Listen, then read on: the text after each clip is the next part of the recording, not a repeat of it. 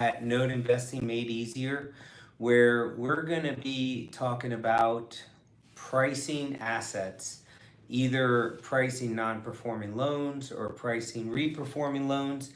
And, this is again day two of a five-part series where we're going to be covering various subjects that we will be covering in detail during our 2-day mastermind on June 4th and June 5th of 2021 in lovely downtown Sarasota, which is where my company is based out of. And we want to first just let you know that we're doing a 30-person mastermind. We already have 6 people registered, and we look to definitely cap out at the 30-person mark for the event. So if you have interest, you can reach out. You can go to our website, Note Investing Made Easier, and check it out. Now, one of the things that we get asked a lot about is pricing. So pricing is a really interesting subject because you can obviously go through, get a 10BII calculator, go through the math on it all, determine, cash on cash, determine yields, internal rate of returns. You can do all of that to understand what type of return expectations given various exits that you should expect on a note, most likely a non-performing note. Reperforming loan is a little bit easier to calculate. But with that said, there's a whole communication process that's centered around purchasing a loan.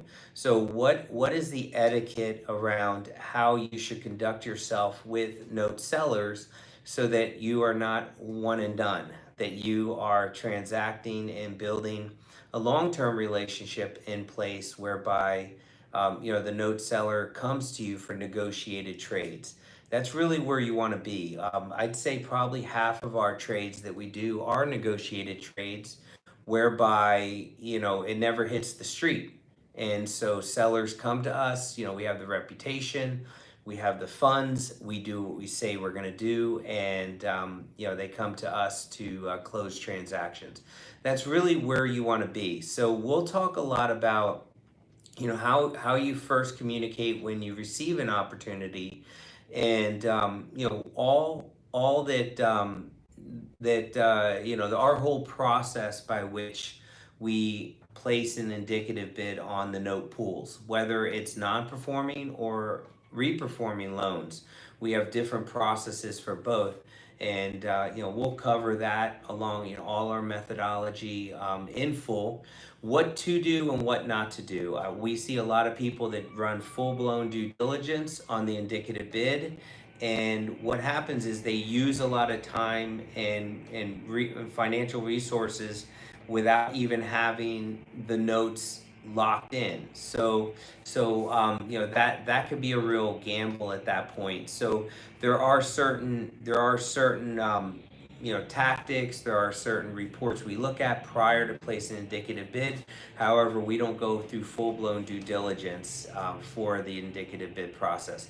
So when we place the indicative bid, if we are winning those assets, then what we'll do is we'll place the indicative bid, with contingencies. So we need to let the seller know that we still have to do X, Y, Z to conduct our full due diligence, and we need this much time to conduct it. And we will also talk a lot about time in general as it relates to the sales process, because a lot of people think that you want to push for more time, right? Seller wants you to close tomorrow.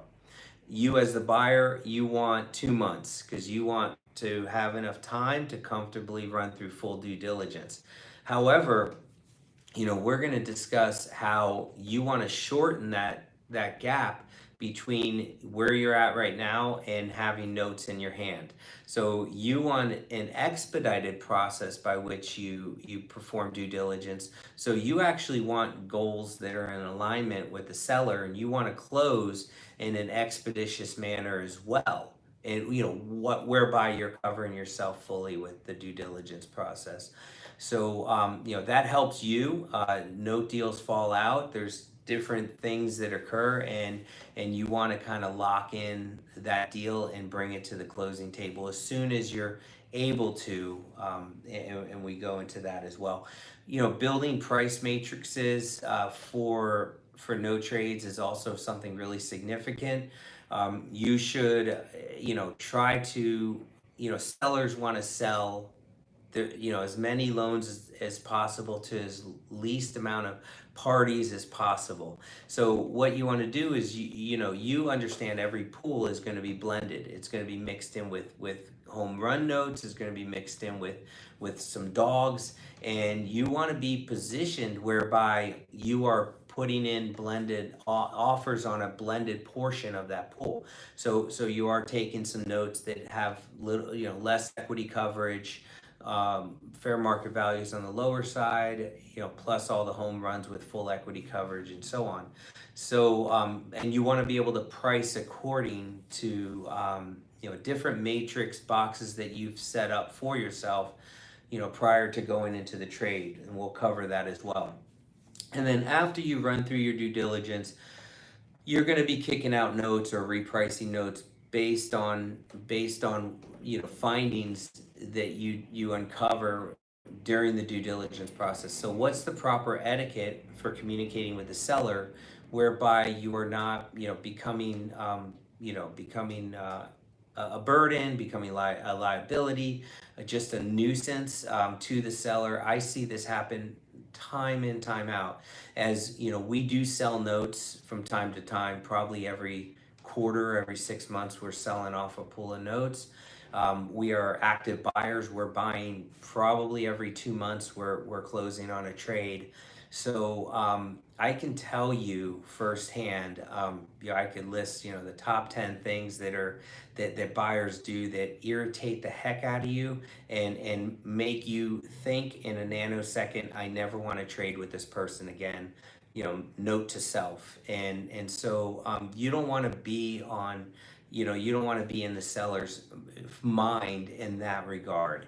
And a lot of buyers become that. And what you do is you're really just isolating yourself. You're boxing yourself out of the industry when you do that. So there are ways that you want to approach the seller whereby you will get what it is you're seeking, and that it could be price adjustments because you found some data that's contrary to what the seller provided, and you're justified and you're able to negotiate in a professional manner. Or you need to kick some loans because they just move out of your buy box given what you found. Lower FMV that tips the scale below what you're willing to tolerate based on you and your investors. And then also too, post closing. So how does that look? Where you're setting up expectations for receiving all the files in, you're doing all contract negotiations where you're going through the purchase sale agreement, and you're understanding reps and warrants, and what kind of risks are involved from that perspective, as well as having legal review of your PSA, and going back to the sellers with a red line version. So we'll cover all that in our 2-day mastermind on June 4th and 5th. You can go to Node Investing Made Easier to check out more information. If you'd like to get some information on our income fund, you can you can check us out at BQuest Funds at bqfunds.com. Thanks for joining me, and